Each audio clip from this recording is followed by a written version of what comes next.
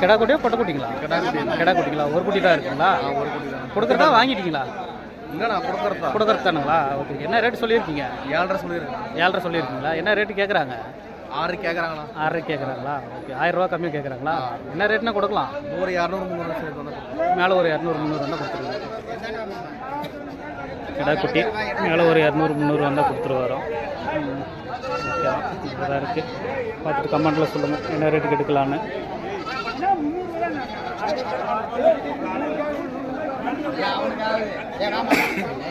அண்ணா 2 குட்டி தானா?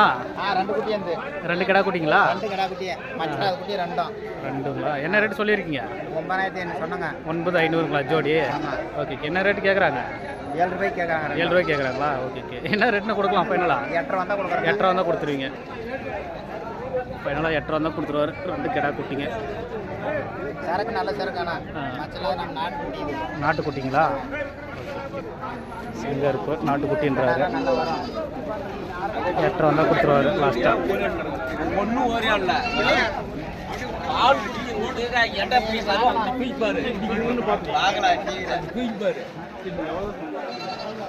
சரி, அப்படியே வாங்க போகலாம்.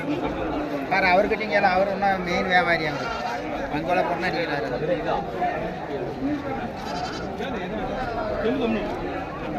சரி. ஆ ஒரு 2 கிடா குட்டி இருக்குன்னு நினைக்கிறேன். கிடா குட்டிங்களா? 2 கிடா குட்டி.